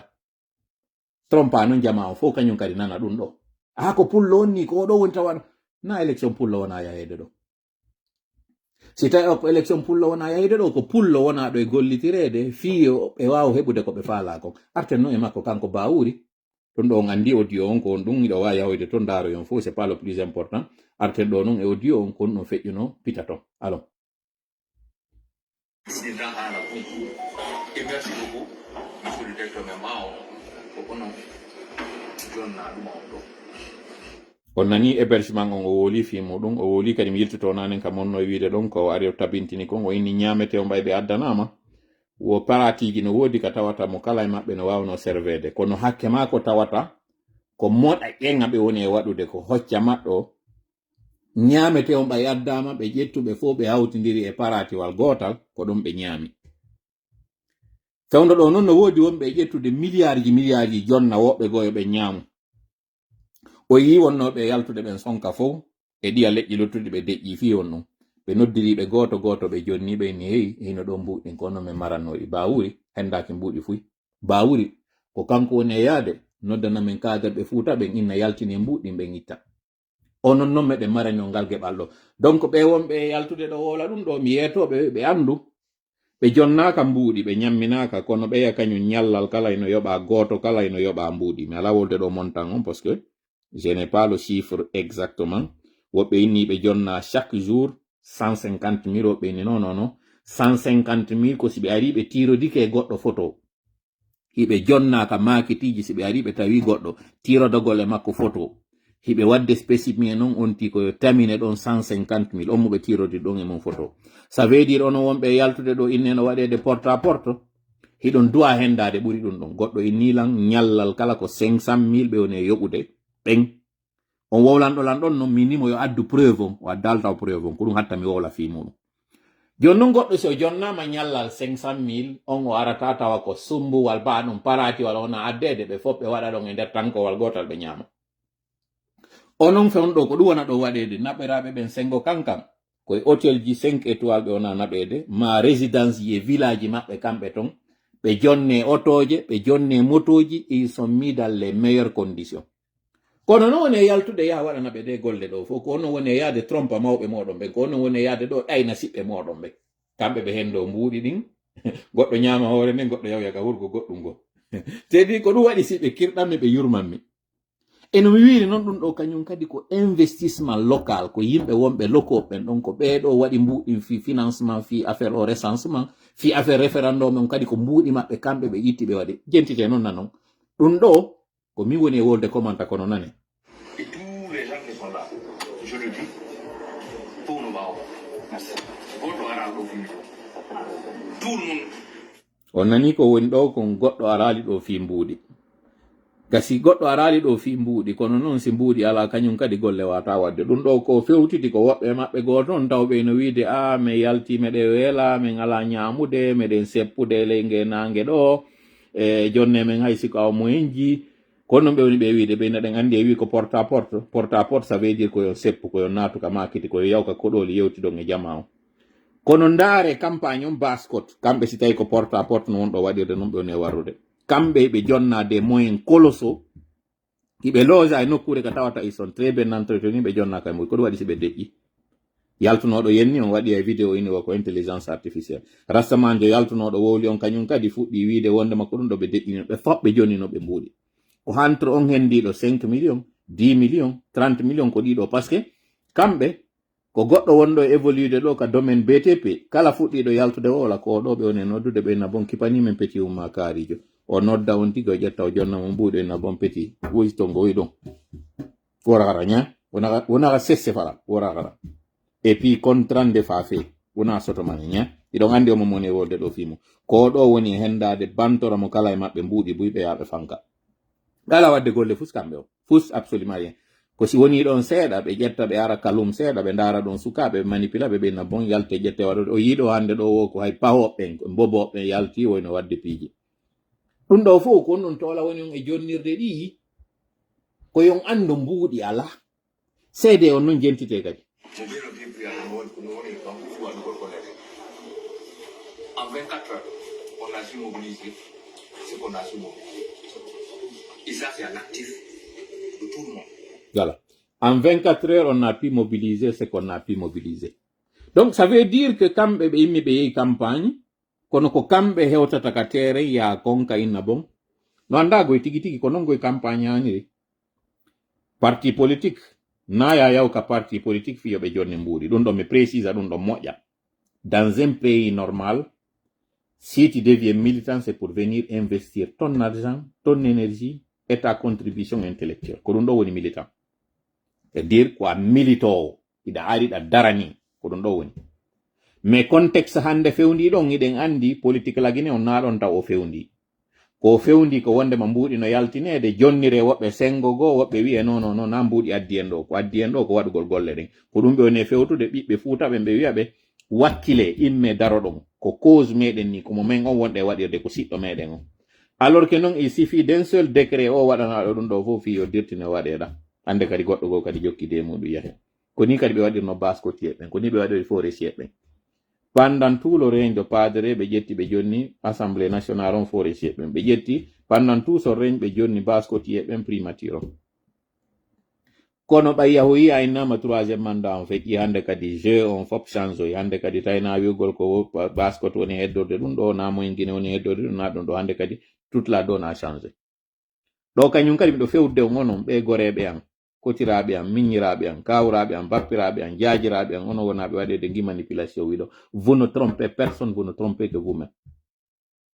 koko wonɗo wadde ɗo fop helta e hoore moɗon hay siwde siwa on fuɗɗike yiwde déjà hay nokku yaaka taw onon hiɗo wiyede wakkile onon hino wiyede ko patriotisme onon no wiyede ko giggol wonɗo waɗirde si tawno noon hara ko ɗum ɗo wiyano lagine fof hino fonna ter foore jonnaka mbuuɗi baskot jonnaka mbuuɗi hotguine jonnaka mbuuɗi harayno sava kono fop hino jonna mbuuɗi kala kaɓe yehi ko moyinji état hiɓe ƴetta communicant ɓe wonɓe yiwtirde ɓaawo maɓɓe hino jonna kadi woɓɓe no hoɗina num woɓɓe no hoɗina sheraton ɓeɗo fof no werna ton ka jonna ɗum ɗo fof avec les moyens de l'état onon woɓɓe moɗon koye gate woni e walade est ce que ɗon mari hakkilo non est ce que onon ɗon ƴoƴƴi est ce que onon ɗon andani hoore moɗon wayi miɗo andi woɓɓe ara ɗo joni na way kono si feƴƴi ɗo ko ontuma récompense on aroyta on andi si feƴƴay ɗo ok jentitoɗen o andini o inni en 24 heures ils ont pu mobiliser ce qu'ils ont pu mobiliser tellement que tayno fanɗi ɓe wawali wowolde fiyonno ɓe wawno wolde ɓe inna en toute transparence en 24 heures e wawi mobiliser de hunde kaari kono wowlali fimo jentite noon le pire de ce qu'il dira écoutons C'est tout le monde. Non, on est fiers de ça. Et Django Sengouti, on est fiers de nous. Parce qu'on a su faire quelque chose. Il y a un mois, il y a 2 mois, personne ne pouvait dire. Jentite ɗo wonɗo e wolde français on par ce que ko hito oɗo ɓuri nanade jentite bourde erreur mo waɗata ɗon erreur de communication mo tawata ɗum ɗo ɓe mamum ɓen nani ɓe labbe ɓen nani ɓe dalaba ɓen nani jente non o wola ɗo ko tawata nato wala woni wolgo e jentite moƴƴa poɗon noppi moƴƴa saki ton kumpartin ko woni wolde ɗo parce que kun ɗo mi ari way kun kadi e français mi hella on komminde fois bawuri yiɗaka bawuri o ala wonɓe moƴƴuɓe takko makko ala wonɓe professionnel mi wowlira noon fi yo inne awa yo ar o landola mi yetomo ko waɗata ma je suis là pour le conseil non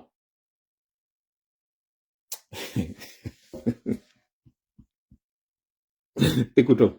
On allait tous se retrouver ici, dans le même endroit, partager le même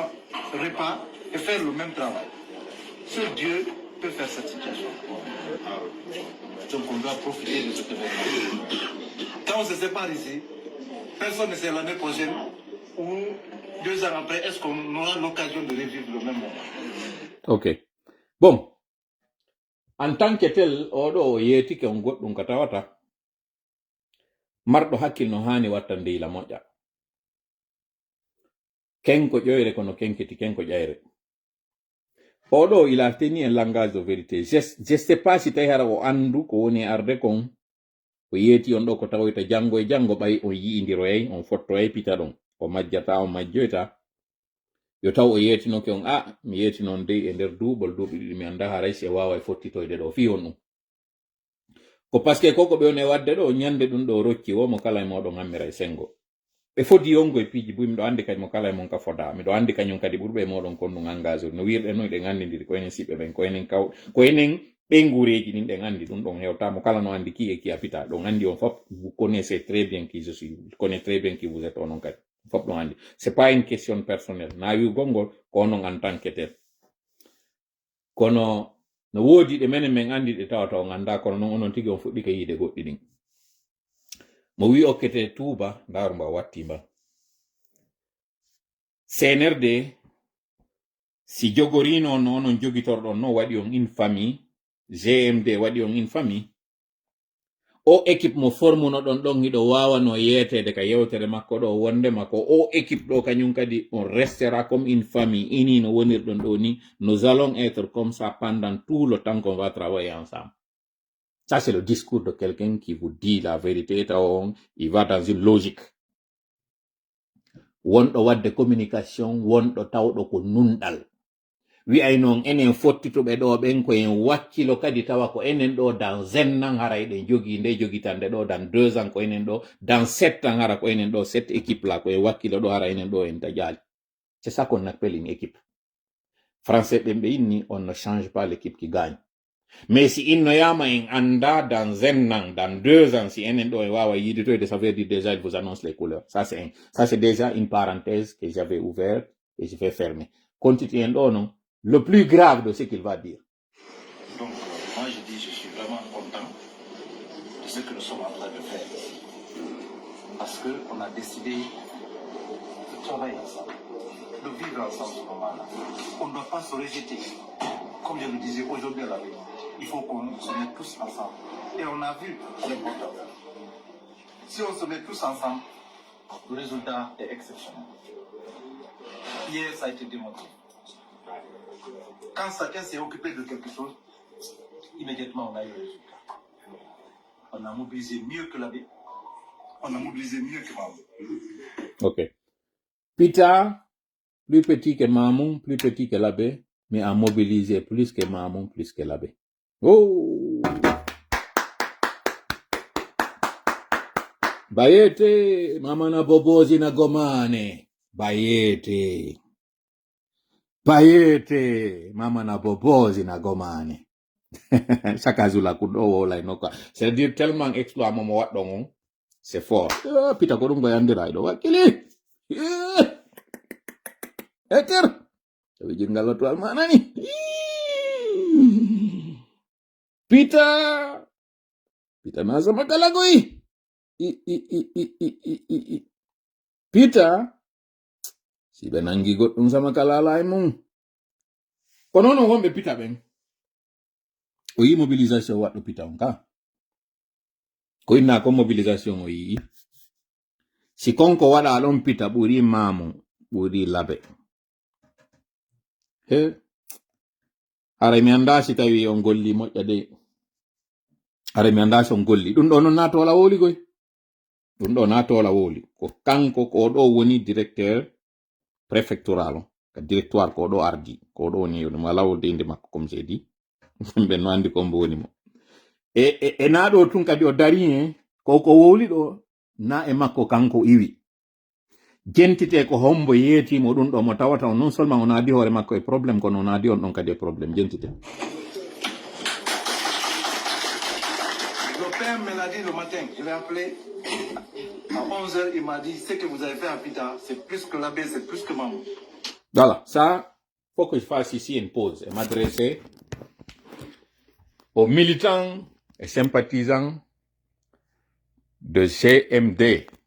Gongo Koto Salou, c'est Général Mamadi Doumbouya. Ce n'est pas génération des manipulateurs et des drogués. C'est pas ça. C'est pas ça. C'est pas complètement ça. C'est pas la génération des manipulés et des démagogues. C'est pas ça non plus. C'est pas ça. C'est GMD. Général Mamadi Doumbouya. Mom inna ino on LMD. Lai Mamadi Doumbouya. Comme il a dit mon ordre de général. Au début, c'était la parole. Et à la fin, ça va aussi être la parole. Watani lay moƴƴay koko inete kongol wuufe ko moƴƴi wolon ko andan ɗon hoore mon no moƴƴi parce que ko wolɗo wo waɗay goy si tawi ko wuufuɗon kon iɗon wuufi ɗon jokki ko tawata no ɗumanni wattani lay ko wolton kon ko ɗum waɗi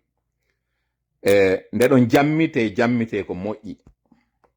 nde ɗon konga goɗɗo kañum kadi wakkile wolon mo ko tawata nde ɗo waɗa yela on ko coora sabu mi yetike on ko min yalanimo ɗum ɗo o tayle ko ma o mentena ɗum ɗon hakke ma ka o yiɗi général on o jaɓali wadde démission makko on officiel fiyo seedo e on titre makko général on. Cette partie-là, elle est adressée à ceux de l'abbé et à ceux de Mamon. Et ceux d'ailleurs. Cette révélation, cet aveu, il a été fait par quelqu'un qui est proche à M. Baouri. Et qui nous fait l'aveu de ce que Baouri a dit sur vous, vos mobilisations. Il dit que sa préfecture d'origine, d'où il vient, a mobilisé plus que l'abbé, plus que Mamon. Je n'ai pas vu en termes de mobilisation, en termes de masse, qu'est-ce que l'abbé a fait, qu'est-ce que Mamon a fait, je n'ai pas vu. Mais je sais qu'est-ce qui s'est passé à Pita. Si on nous dit, lui-même le PM, il s'adresse à un de ses lieutenants pour dire que vous avez fait mieux que l'abbé, mieux que Mamon, c'est des deux choses l'une. Vous n'avez rien fait, et donc il n'est pas content de ce que vous avez fait, ou bien quelqu'un a menti à quelqu'un. Je ne sais pas qui a menti, mais c'est des deux choses l'une, encore une fois. Même si tel était le cas, moi je ne pense pas qu'en bon communicant qu'on dise que Pita a fait que mieux que l'abbé, mieux que Mamon. C'est pas une question de concurrence comme ça. C'est pas comme ça qu'on fait une communication de ce genre. Là, c'est lui qui a fait cette communication. Ce genre de confidence ne devait pas être mis sur la place publique. Même si Pita avait fait mieux que l'abbé, mieux que Mamon, si moi je suis originaire de Pita, je me contenterai de remercier ceux qui ont fait une telle mobilisation, leur exprimer ma gratitude, mais pour autant je ne dirai pas que vous avez fait mieux que d'autres qui sont ailleurs. Ça, je trouve que ça a été un aveu d'échec. Ça a été une communication très ratée, mais en même temps aussi c'est une révélation. C'est une révélation. C'est-à-dire que si une localité, parce que Pita relève de Mamon, avant Pita relevait de l'abbé. Si le gouvernorat a fait moins que la préfecture, c'est qu'il y a un problème. Parce que en termes de démographie, Pita est plus petit que l'abbé, plus petit que Mamon. Si maintenant on nous dit qu'à Pita, il y a eu une mobilisation plus considérable, je ne sais pas si c'est en termes d'argent, si c'est en termes de population, de personnes, l'un ou l'autre, ou l'un dans l'autre, je suppose que si la localité de Pita, plus petite que l'abbé, plus petite que Mamon, a fait mieux que les deux là, ça veut dire qu'il y a un problème. Ça veut dire qu'il y a un gros souci. Ça veut dire qu'il y a eu un raté. Ça veut dire qu'il y a eu des couacs. Ça veut dire que vous avez été rejeté. Ça veut dire que vous n'avez pas été accompagné malgré tout. Et ça, c'est symptomatique de la situation. Ça, vous refusez de le mettre, de l'avouer. Ça, vous refusez. Vous continuez de faire croire qu'avec des coups de liasse, des billets d'argent, ça et là, des manipulations, vous dites aux villageois, donc il faut sortir. Ce sont les autorités locales qui sont venues. Elles veulent vous entendre pour savoir qu'est-ce que vous avez comme souci, qu'est-ce que vous avez comme demande, qu'est-ce que vous avez comme doléance. Donc, sortez et dites-nous. Les agriculteurs, c'est ce qu'on leur dit dans les campagnes, dans les villages, on leur dit. Sortez, dites-leur que vous manquez de route. Et vous profitez de ces moments pour prendre des images et faire croire que toutes ces personnes-là sont avec vous. Ça, c'est dommage. Ça, c'est de la manipulation de bout en bout. Vous pensez manipuler qui? Vous pensez tromper qui? Les caisses sont vides. Vous utilisez des opérateurs économiques. Vous leur dites que chaque ressortissant d'une localité doit mettre la main à la poche. C'est l'effort de guerre, c'est la contribution. C'est comme quand il y a une mobilisation pour aller défendre la patrie sur le front, on dit que bon, chaque famille doit sortir un représentant. Quelqu'un doit venir de cette famille pour aller contribuer. C'est comme ça que vous êtes en train de faire cette campagne. Les ressortissants de chaque localité, ceux qui sont ailleurs doivent revenir, doivent accompagner, doivent mobiliser. Ceux qui sont sur place, que ce soit au niveau du service des impôts, il faut vider les caisses locales de leur contenu pour financer ça. Ça, c'est ce qu'eux, ils sont en train d'appeler campagne. Les Guinéens doivent savoir ça parce qu'il n'y a aucun média pour le dire. Personne n'ose le dire. Pendant ce temps, on va nous faire croire qu'il y a eu des tournements par-ci, par-là, il y a eu tel qui est en train de faire un beau boulot, et ça, et ça. Vous pensez tromper qui? Vraiment, si ce coup d'arrêt se confirme au niveau de Simandou, notre pays risque de connaître une famine, risque de connaître un dérèglement économique énorme. L'inflation déjà, elle commence à se sentir. Les enseignants, vous êtes interpellés. Les promesses qu'on vous fera ne sont que des promesses en l'air. Il n'y a pas d'argent pour vous payer, vous qui êtes en train de vous sacrifier, vous qui êtes en train de donner de votre énergie, de votre temps, de votre intellect pour former les cadres de demain. Et on préfère prendre de l'argent, des voitures, les mettre à la disposition des va-nu-pieds, des gens de moins que rien, pour que ceux-là sortent et vilipendent, disent n'importe quoi. Vous, qui êtes comme les militaires, parce que si le militaire, lui, son arme, c'est le fusil, vous, votre arme, c'est la craie, c'est l'écritoire. Vous, ce sont les tableaux, c'est là que vous venez former. C'est de vous que viendront les militaires, c'est de vous que viendront les présidents, c'est de vous que viendront tous les cadres de demain, les médecins, tout, c'est vous. Donc, vous êtes en fait la pépinière qui est en train de former les cultures de demain. C'est vous qui êtes en train de faire naître ce qui va être le fruit de demain. Mais vous, on vous néglige. Vous êtes relégué au second plan. On vous envoie à un chômage technique, comme ça. Les écoles privées, puisqu'il n'y aura pas d'enseignement, ceux qui sont dans l'école, dans le domaine privé vont être privés de leur salaire parce que le promoteur de l'école ne payera que le travail fait. Et si donc il y a congé imprévu, c'est sur votre poche que cela va se sentir. C'est sur votre marmite. Ça veut dire que l'année 2026 commencera avec déjà un manque à gagner dans vos foyers.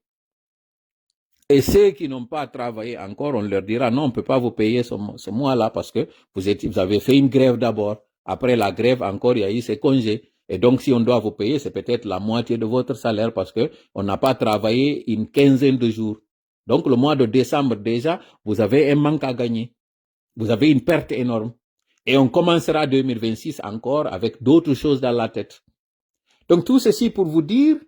écoutons. Donc, ensemble, nous pouvons. Donc, ce que le grand frère a fait, franchement,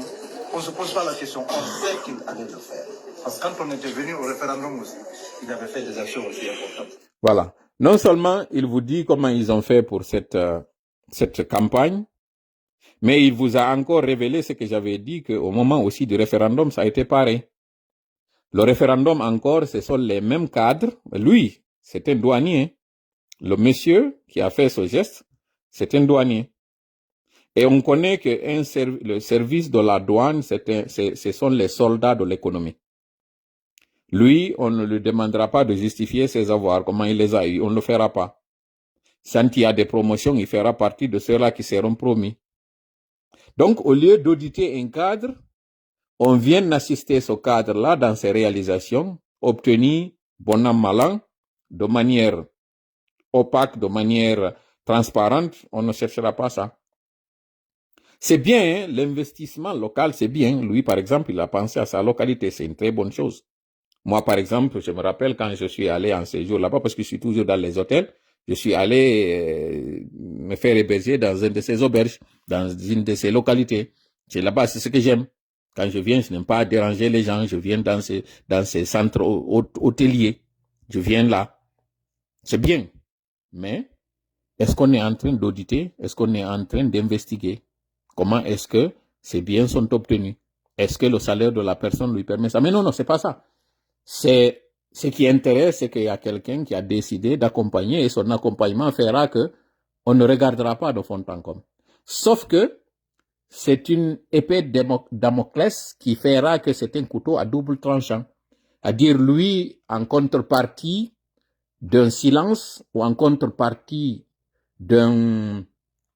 j'essaie de trouver l'expression, c'est-à-dire que le fait de fermer les yeux sur ce que lui il a, on va dire, bon, voilà, peut-être qu'on a coincé quelqu'un, un cadre, pour lui dire comment tu as obtenu tes choses. C'est pas à exclure. C'est peut-être que lui-même, il n'est pas en train d'agir de son plein gré. Mais c'est parce que certains sont venus, parce que tout le monde est devenu aujourd'hui des indiques, des délateurs. On vient, on dit, bon, telle personne, si elle n'accompagne pas, c'est parce qu'elle est proche de tel leader politique, tel opposant. Et donc, la meilleure façon de le mettre au pas, c'est de lui dire, on sait que tu faisais telle chose. Et donc, tu dois mettre à notre disposition ton local, tu dois mettre à notre disposition ta contribution financière. C'est comme ça que le CNRD est en train d'agir.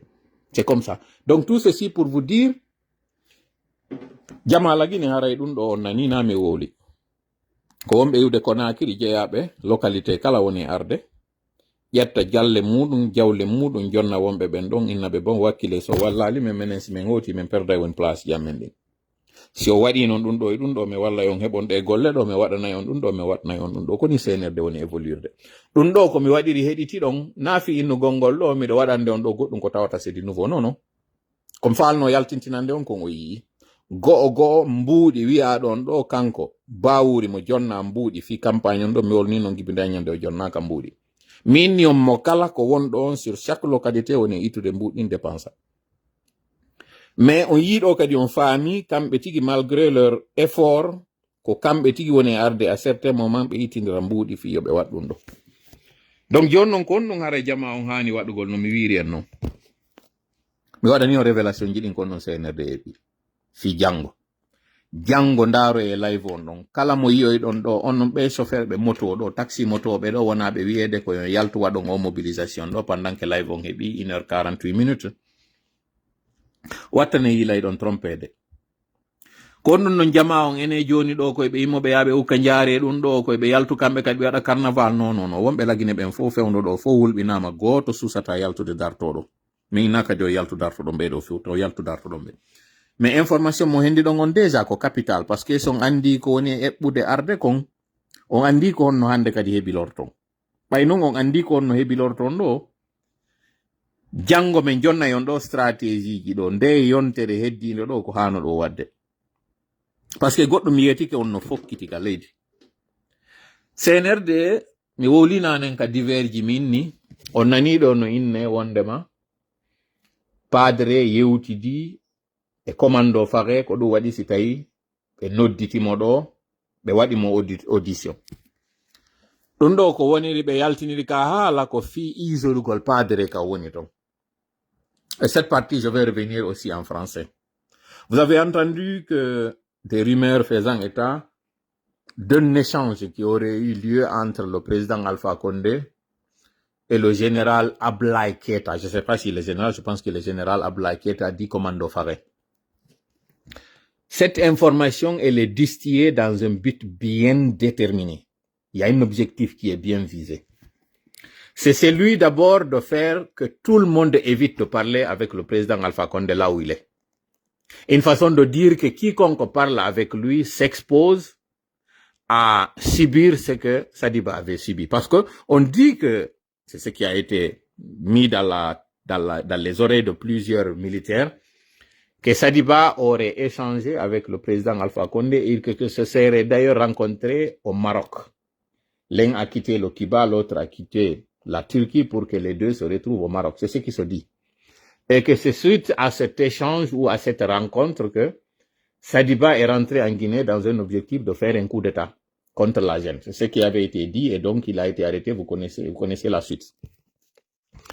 Mamadi, sachant qu'il est sur une pente très glissante et sachant très bien qu'il a peur du président Alpha Condé, sachant très bien ou se doutant que il y a quelque chose qui se trame dans les casernes, il essaye d'isoler le président Alpha Condé de ces militaires qui expriment de tout leur vœu le retour du président Alpha Condé. C'est-à-dire, c'est l'inverse. Mamadi pense que c'est le président Alpha Condé qui appelle les militaires pour les inciter à faire quelque chose contre le CNRD. Non, c'est pas ça. Ce sont les militaires voyant la direction prise par le CNRD, voyant qu'aujourd'hui, tout le monde, l'armée est en train d'être réduite à sa plus petite expression pour donner l'autorité et donner l'importance à des gens moins que rien, à des gens des va-nu-pieds, c'est l'expression, à des tocards. Ils ont exprimé le souhait de faire revenir le président élu. C'est donc pas l'inverse. C'est pas Alpha Condé qui fait des actions de déstabilisation, comme il a dit dans sa vidéo. Il est dans son petit coin, c'est le serpent caché qui mord. Il veut dire par là que lui, il ne cherche pas à entrer en contact avec qui que ce soit. Il est dans son petit coin.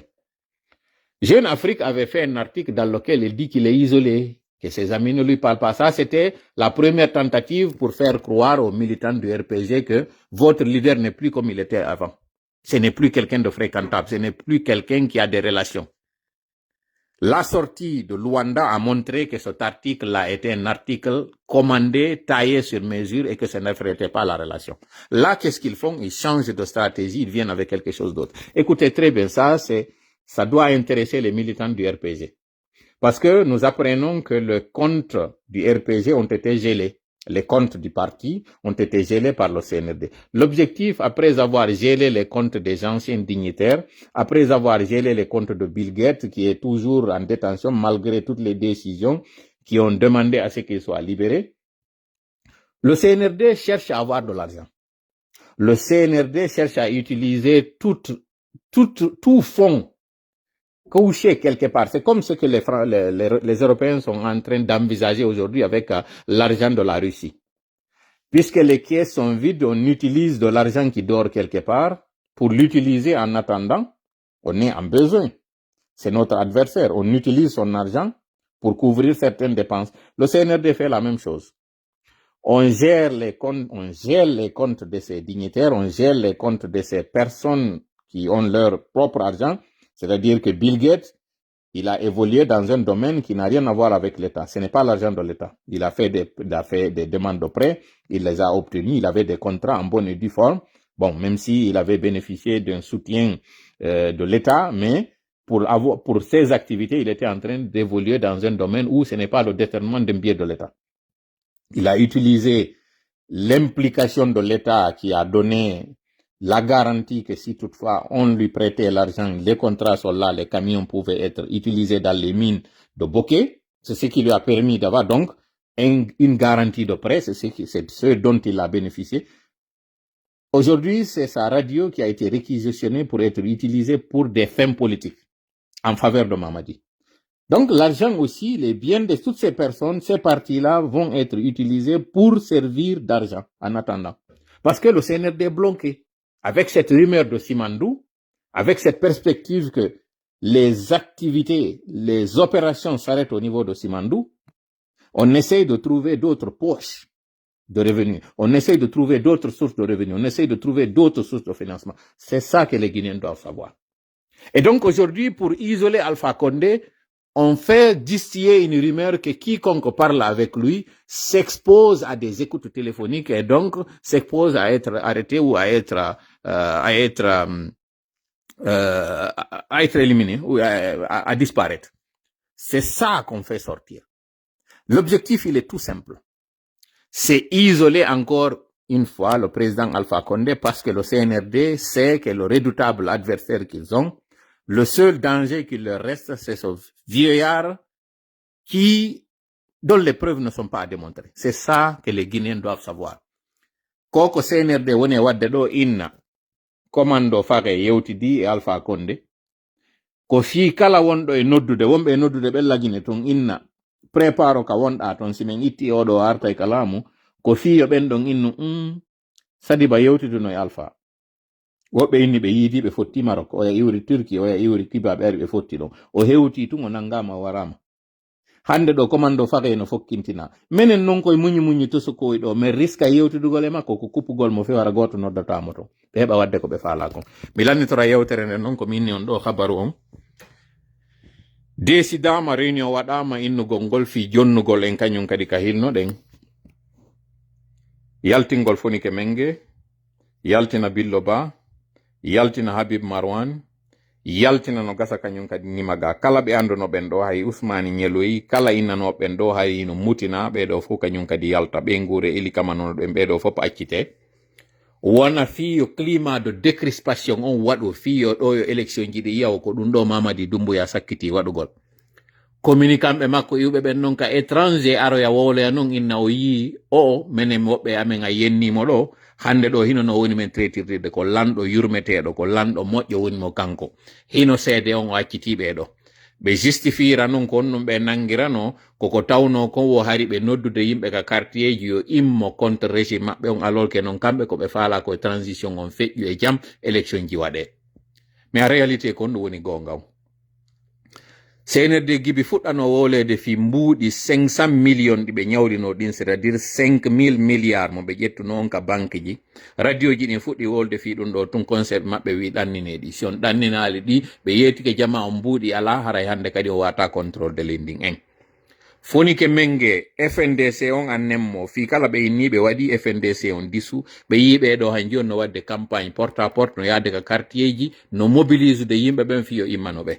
conseil ɓe maɓɓe ɓe wi son faala e o transition ɗo waɗo e hoore jam ka raɗi ɗon ɗon sellu raɗi ɗon ɗon kañum oya honno Sidia Touré ɓeɗo tawɓe ɓe tawata o wataɓe raɗade koyon jogoɓe yaha nokkugoɓe deƴƴinon ɓe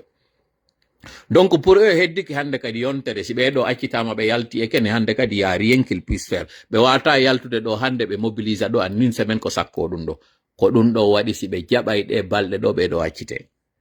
ɓe faminanayi on noon ko demande ji woɓɓe waɗi no tawa e maɓɓe almamiɓe no tawa e maɓɓe notabilité ji no tawa e maɓɓe leader politique ɓe tigi wiwɓe menen meɗen soutenudema kono ko yaltinoyta janggo wondema men soutenima fiya waɗan men doléance accita siɓɓe amen Mamadou Silla yalto e ɗo wiya kanko so souteni Mamadi Doumbouya ko parce que Mamadi Doumbouya accitimi ñam makko o inna o weltanike mo sabu konko o waɗi ɗon o justifia soutien mo waɗi on woɓɓe wonaɓe felede fewndo ɗo sengo Fuuta wonaɓe wiyede ɗon arde waɗon campagne ka amen ɗo alors que ɓiɗɗo amen on no soka ko fiyo ɓeɗo kadi aro wiya menen noon ko ɓe waɗiri ɗum ɗo ko fiyo kaari accite ɗum ɗon kañum kadi on andi woɓɓe journaliste ɓe ɓen kadi justifie ko waɗi ɗo kon wiwgol ngol men accompagnie CNRD on fiyo Habib Marwan mo amen yo accite non ɗiɗo fof inne awa menen noon so yino men kelli ko ɗum ɗo menen men wuluno hande ɗo men heɓi résultat mo tawata goto wata no heɓude voilà l'information mo duwa ɗon andude ɗum ɗo c'est fraîchement mi wawi hendade ɗi information ji ɗo ko ɗum ɗo wonata dernière mesure dernière action mo Mamadi waɗata joni noon koye hoore on ɗum o signoyta ɗum ɗo ko président par intérim na o président si élection ɓatike o démissionnay lansana Conté fewndo wonno wadde élection ji muɗum ɗin en 94 kako 96 ñande o fottuno e Ba Mamadou Allah hinno yaafoɓe ɗiɗo noon ka pont Guéguédou Ba Mamadou wiwno yiltitotako ko oya auto mum on yiltitoto par ce que nden ñande hari alarbare nden ko kanko Ba Mamadou jeyno campagne on ɗon o wi'i otowal ma nga yiltitoto na après yimɓe ngari inni ko no anda ko lanɗon on yeya lanɗoɗon mo sono anda sari yeya lanɗoɗon mo kanko woni président o cortège mo jogiiɗo ɓe sooriɓe ɓe o jogiiɗo na duwanoɓe yewtirde ɓaawo makko ko duwanoɗo tawde simo jonna soori ko sifa sooriɓe ɓe jogiiɓe o ini ndareno min ko soori mi wondi ɗo e mum tawi ko judokaɓe wondi e makko tawi ko karatekaɓe wondi e makko kanko Ba Mamadou o inni awa donc o ko woni wadde ɗo ko duwanoka wadde o duwanoka utilise de otowal laamu o ara waɗugol o campagne o duwanoka utilise ɓe sooriɓe anduɓe taari kam fof ko feƴƴino Guéguédou wowlay ko ara confirme ko moni e wolde ɗo ko Mamadi démissionnali officiellement o andini jama o démissionni ka armée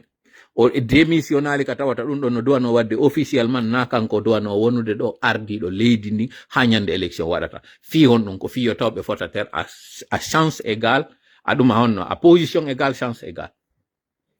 jon noon no mi wiri on noon kalani tagol yewtere nden mo wawi signude on décret ɗon o jonna jama on nden ngal ƴiyal ɗon jama on fof ŋoñol ngal ɗon nde yontere ɗo fof yewta fi ɗum ɗon no ɓe jonnirno on fi ma touré on noon nde yontere arde ɗo ko ɗum ɗon ɓe faala on jonnude yewton fi ɗum ɗon yewton fi procès on ha ñande jour maɓɓe on hewtara goto wowlali fi mobilisation fuu so wowlaka kon ɗum hana waɗede jango ka live amen min e jang ça va être à 18h heure de France 19h heure de New York ɗum ko hawroyta ko 18h heure laggine sinami fawi heure laggine on mi sikko 18h ɗum hawroyta ka ko 17h terle laggine ɗum ɗo ko fi ɓen tawɓe ɓen ɓe daroya e ballon yoɓe yimmoɓe ya ɓe daroya ballon on enen noon si Allah jaɓi somi gayni on live ɗon 20h on kañum kadi en fottito e 20h30 21h waɗo en kañum kadi live go donc janggo haren ɗo mari live ji ɗiɗi waɗeteɗi première mesure mo waɗoyta on si o lumboyi ko waɗoygol noon grâce présidentielle o grâce e PV fi o ɗon kañum kadi yo ɓuttinir sengo foore on dadis kañum kadi yoya kañum kadi ko accompagniri mo ko paske soriɓe ɗimmoɓe makko tawɓe ɓen naati kaso sabo makko ɓe wondunoɓen ka nder kaso koyeɓe accite on ɗon kañum kadi justifier o accompagnement makko on sabu ko o waɗi ɗo ɓiɗɗo makko kañum PV wonɗon an kaval signé wondema aw yo artu kanko kadi hunde waɗatamo ɓe accitaymo hunde waɗata ko waɗi kon foppo accanama ɗum ɗo ko fiyo mamadi wawu laamade settanji makko ɗin haraw ala crainte fuu sara hulaka yaasi Aliou Ba kañum kadi ko ɗon ɓe waɗantamo proposition au lieu de 2 ans ji makko ɗin kanko kadi haray ɓe gracimo wowloye on tuma médiaji ɗin fop on tuma kañum kadi wiya kanko ko sakkiti waɗude laamu makko ngun ko accangol bonnunoɓe mo ɓen fou ko ati wadde kañum kadi laamu makko ngun ka wiya ɗo joni o woni démocratiquement élu ko noddugol ngol à l'apaisement et à la paix o accani hay ɓen bonnunoɓe mo o accani hay ɓen falnoɓe wadde coup d'état hoore makko o gracia ɓeɗo fof o inna o accani hay on yennoɗo mo jonnon mi wowla ɗo e français Mamadi Doumbouya est la seule personne qui peut pardonner qu'on lui insulte qui peut pardonner qu'on insulte ses parents, particulièrement sa mère. Aujourd'hui, ces blogueurs qui sont en train de tourner autour de lui, c'est des gens qui ont insulté sa mère et son père, excusez-moi. Mais il peut condamner quelqu'un qui l'a insulté lui, ou supposément quelqu'un qui a porté atteinte à sa dignité, peut être condamné pour 2 ans. Lui, si on l'insulte, la personne va en prison. Mais si on insulte sa mère et son père, la personne, elle est adulée, la personne, elle est promue, la personne, elle est considérée, la personne, elle est valorisée, la personne reçoit des promotions. Sincèrement, Mamadi, quel genre de personne toi tu es? On t'insulte, tu n'excuses pas, tu ne pardonnes pas, tu ne tolères pas qu'on t'insulte toi. Quiconque t'insulte, c'est minimum 2 ans. La personne va en prison. Fut-elle un ancien collaborateur, un ancien ami? Mais si on insulte ta mère, vidéo à l'appui et des propos très sévères, des propos très violents, non, cette personne, il suffit tout simplement qu'elle dise « je suis beau » et puis voilà, la personne devient un des proches. Vous qui voyez en cet homme-là un modèle, quel est le message que vous recevez? Lorsqu'on dira qu'on gracie tel, lorsqu'on dira qu'on pardonne tel, lorsqu'on verra sortir toutes ces personnes-là bientôt, parce que il y a eu des doléances, il y a eu des appels pour les pardonner, pour les gracier, pour oublier tout ce que ces personnes ont fait. Quel est le message qu'on enverra demain? C'est que moi, Mamadi Doumbouya, je ne tolère pas qu'on porte atteinte à ma dignité, mais je suis d'accord qu'on porte atteinte à la dignité de mes parents.